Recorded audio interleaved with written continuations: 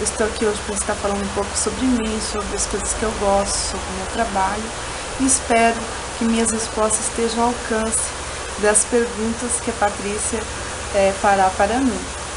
Desde já agradeço a você, Patrícia, pela oportunidade, pelo espaço. Um grande beijo.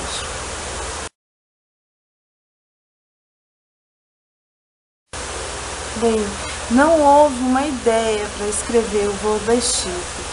Eu estava passando por um momento muito complicado da minha vida, na parte pessoal da minha vida. Eu tinha acabado de sofrer um AVC, eu estava enfrentando uma separação, eu estava voltando para casa dos meus pais, eu estava parando de trabalhar por um período, eu tinha me afastado dos meus amigos, eu não podia sorrir, eu não podia andar, eu não podia sair de casa. Então era para mim um caos, nasceu do caos O Voo da Stipe. Foi assim aquele feixe de luz na minha vida que me deu força, que me deu esperança e vontade de continuar, apesar de todas as dificuldades que eu estava passando. Então eu criei um mundo imaginário para essa escrita, dentro de todos aqueles sentimentos que eu estava vivendo. Por isso que a maioria das pessoas, quando leem essa obra, elas falam: nossa, mas parece tão real. E realmente foi uma obra real, foi algo que aconteceu dentro de mim e que eu coloquei no papel. O Segredo de Eva é meio complicado falar desse livro, mas vamos lá. Prometi para mim mesma que eu ia ser o mais e absolutamente sincera. O Segredo de Eva, ele também nasceu de um estado sentimental, de um estado real na minha vida. Não vou dizer que ele foi uma biografia ou que aconteceu exatamente daquela forma. Como eu disse, meus livros, eu não me inspiro numa ideia, eu me inspiro em sentimentos, em situações. E o Segredo de Eva, eu estava passando também por uma fase de um rompimento de uma relação e de uma pessoa muito importante na minha vida, uma pessoa que me marcou profundamente. Eu posso dizer que foi o grande amor da minha vida. Disse para ele que eu iria colocar no papel tudo o que eu sentia, e foi assim que eu escrevi O Segredo de Eva. O Oitavo Pecado nasceu de um livro de poesias. Eu gostava demais de escrever esse tipo de literatura. Então, assim, me sentia sublime, com a alma leve, quando eu escrevia poemas e poesias. Eu acho até que, assim, a minha aptidão para a escrita nasceu da poesia. E o Oitavo Pecado, ele foi o primeiro livro que eu publiquei, mas ele não foi o primeiro livro que eu escrevi. Porém, esse livro de poesias que deu origem à obra Oitavo Pecado, ele foi escrito desde a minha adolescência. Eu venho pegando, venho mexendo, venho escrevendo, e aí me surgiu assim um desejo de ver aquela personagem, porque eu escrevi um livro de poesia em sequência, né, tratando da mesma personagem, só que em poesia. Então eu fiquei com vontade de ver aquela personagem sair dali e ter a sua história e contar a sua história. Então Enaf, ela nasceu de um livro de poesias, se apaixonou por Minos, por Hermes, e foi contar a história dela no Oitavo Pecado. A obra Vozes do Silêncio, ela nasceu de um sonho antigo. Eu sempre tive muita vontade de estudar sobre a ditadura. Eu gosto muito das coisas que aconteceram nos anos 60, nos anos 70. Não assim, logicamente, né, que foi um período de brutalidade, um período assim de muita destruição, mas também de muita luta, né, um período assim de muita conquista. Por mais que veio isso tudo de um berço rebelde, mas eu acredito que o Voz do Silêncio foi aquele despertar na minha vida literária, porque ele me mostrou um outro lado da literatura que eu não conhecia. Houve duas passagens que marcou bastante enquanto eu escrevi os livros. Uma foi no Voo da Estirpe, quando Klaus morreu, porque eu me apeguei profundamente a esse personagem. Eu criei um laço espiritual muito forte com ele e foi difícil para mim ter que matá-lo durante a trama.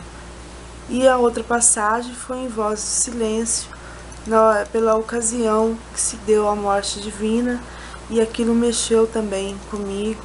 Eu fiquei umas 3 noites com a cena na minha cabeça e até hoje para mim ainda é uma cena muito forte. Sim, as próximas obras, elas virão com uma tendência diferente daquelas que até agora já escrevi, porque ela está dirigida mais para o público jovem, ela vai ter uma carga maior de sobrenatural, voltado para o terror clássico, para o terror gótico. Então é isso que vem por aí.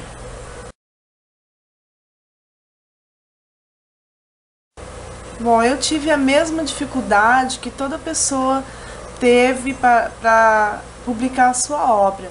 Eu tive que ter ação criativa, inventar as minhas próprias coisas, fazer valer as minhas necessidades de forma que eu pudesse suprir, nutrir, porque naquele momento que eu estava vivendo, quando eu comecei a procurar a editora para estar publicando meus livros, ninguém estava interessado em ler livros nacionais. Nenhum blog queria parceiro nacional, nenhuma editora queria publicar um livro, era muito difícil você vê uma grande editora ou uma editora que não ia me cobrar na época para estar publicando meu livro.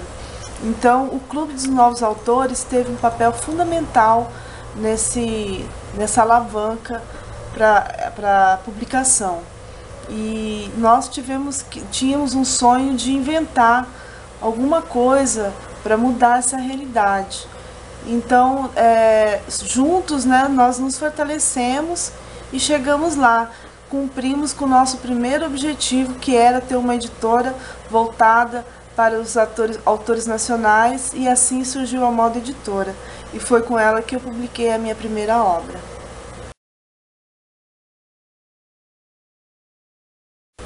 Clarice, além de intrigante, era uma personagem assim que ela inspira as pessoas. Então, ela veio de uma inspiração assim bem nada. É difícil das pessoas adivinharem. Todo mundo já tentou adivinhar da onde que veio a ideia e a inspiração da Clarice, né? Todos erraram. E eu fui obrigada a dizer, né, a verdade, que Clarice veio nada mais, nada menos.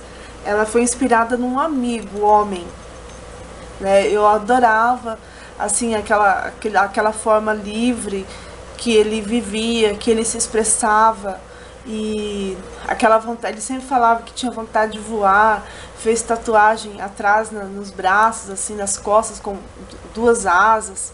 Então eu ficava vendo aquilo e eu ficava imaginando, nossa, né? Ele era também gay, super divertido, super lindo. Então foi com tudo isso que eu consegui criar essa personagem Clarice, que surpreende muita gente.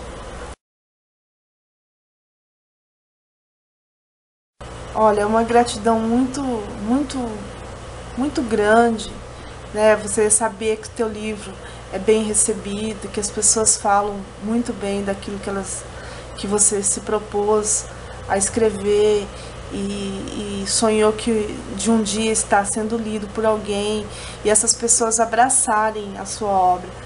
Mas não foi sempre assim, né? A gente sempre tem alguém que vai criticar, que vai falar que não gostou, às vezes fala até mal, as outras vezes levam para o lado pessoal, confundem o autor com a obra. Mas é assim, ninguém é obrigado a gostar, todo mundo da mesma coisa. As pessoas têm gostos diferentes, têm opiniões diferentes, e isso deve ser respeitado e levado em conta. Sim, quando eu li essa pergunta, eu voltei realmente lá no fundo, assim, do meu passado, lá nos primeiros momentos, quando eu deixei que alguém lesse alguma coisa que eu estava escrevendo, porque era muito difícil. Eu sempre escrevia e escondia tudo aquilo que eu escrevi, tinha vergonha, achava nada a ver. E aí quando eu falo, não, agora eu tenho vontade de fazer isso, tomar vida, ter um molde. Então a primeira pessoa, a primeira leitora do meu livro foi a Fernanda Araújo, a Caçadora de Livros. E assim, eu até me emociono até hoje, quando eu lembro a alegria dela, quando ela terminou de ler o meu livro, e ela veio me procurar, e eu precisava de uma resenha para estar apresentando para as editoras a minha obra, e a Fernanda falou assim, esse teu livro não sai da minha cabeça. Já fazem 3 dias que eu terminei a leitura e ainda está dentro de mim. Foram essas as palavras que ela me disse. Fernanda, muito linda, eu nunca vou esquecer, quero até aproveitar para mandar um abraço para ela. Nunca vou esquecer o que você fez por mim. Foi delicioso estar aqui respondendo as perguntas que eu sei que vocês elaboraram com muito carinho. Mandar um beijo para todas aí as meninas do blog, para todas as suas leitoras e leitores, para todos os literários.